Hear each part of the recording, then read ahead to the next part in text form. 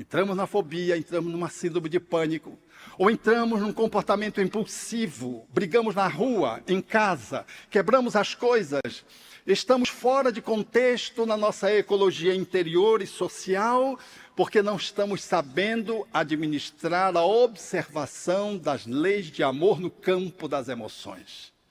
Todos temos medo, porque a natureza nos colocou e nos dotou desse mecanismo de autoproteção. Mas o medo, ele precisa ter a sua funcionalidade. Se ele avança demasiadamente, ele causa prejuízo e nos prejudica. Eu mesmo gosto de compartilhar de que eu tenho um medo, agora já não é mais medo, é receio de cachorro. Todas as vezes que eu vejo um cão, se ele é grande, o meu medo aumenta. Se ele é menor, eu sei que eu dou conta dele. Se for um pastor alemão, um pitbull, eu não passo nem perto. E onde eu vejo um animal na rua, se eu estiver trafegando fora de um carro ou de algum outro ambiente, algum outro instrumento de locomoção, eu fico sempre muito atento aonde eu vou subir ou o que eu vou pegar para me defender. E eu vivi uma experiência dessa para mostrar o quanto a natureza é sábia e coloca em toda a natureza os mecanismos de regulação na convivência entre os seres que Deus criou na sua criação monumental. Eu vi um cão que era um pastor alemão e eu fiquei absolutamente preocupado. Olhei, excepcionalmente a rua estava limpa, não tinha um pedaço de pau, para que eu pudesse me armar com a minha agressividade positiva e fazer o enfrentamento se fosse necessário.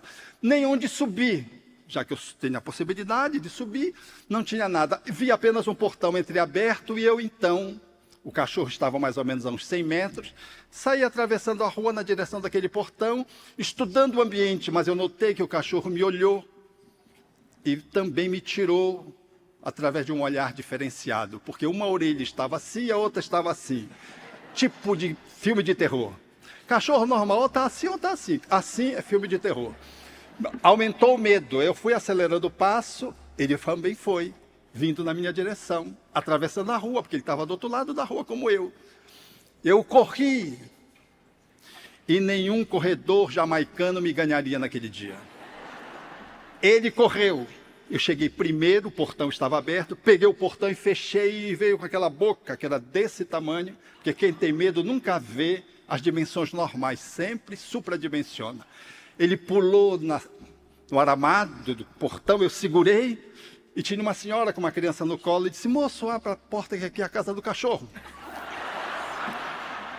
O cachorro estava com medo de mim e eu estava com medo do cachorro. Ele, um animal irracional, eu racional, e a minha velocidade no meu medo fez-me chegar primeiro que ele. E a senhora disse: abra a porta. Eu digo: uma conversa, minha senhora. Ele está com medo de mim, e com medo o animal agride. Eu tive vontade de pular no colo dela, estava com uma criança no colo, para me proteger naturalmente. Eu fiquei tipo homem-sombra atrás dela, bem coladinho, estudando o ambiente, esperando que o cachorro e eu nos acalmássemos. Então ela abriu o portão e o cachorro passou como uma lançadeira. E eu saí demonstrando a minha coragem. Coragem. É a misericórdia divina. Coloca-nos esses instrumentos, do ponto de vista emocional, psicológico, para regular a nossa psique, o nosso desejo, o nosso pensamento. Deus nos deu mais de 20 recursos de autoproteção, psicologicamente falando, que vai da projeção, da identificação, da negação. São 21 recursos, segundo alguns autores, que o ser humano tem de proteger das suas dores, dos desconfortos, dos conflitos, dos quais ele pode estar inserido ou promover num relacionamento de interação psicológica com os outros ou com a vida. É tão magnífico isso, que eles são inconscientes. Nós fazemos isso automaticamente, nos protegemos. E quando queremos crescer, ser conscientes, na proposição de Joana de Ângeles, nós temos que mergulhar muito profundamente Porque o mecanismo de autoproteção, ele tem um tempo de validade, depois ele começa a gerar desconforto. Porque ele nos protege para que a gente descubra como lidar com aquele conteúdo e dê um salto de crescimento de qualidade. Como alguém que está doente está numa cama. Não é desejável que a pessoa fique perenemente na cama. Lá pelas tantas, ela vai precisar ser colocada na cadeira de roda. Mas a cadeira de roda não é desejável que seja a sua companheira perene, se ele pode usar a muleta. Substituindo um mecanismo de defesa por outro, nós vamos nos equilibrando, crescendo, nos desenvolvendo. Mas se ficamos fixados na cama, nós atrofiamos.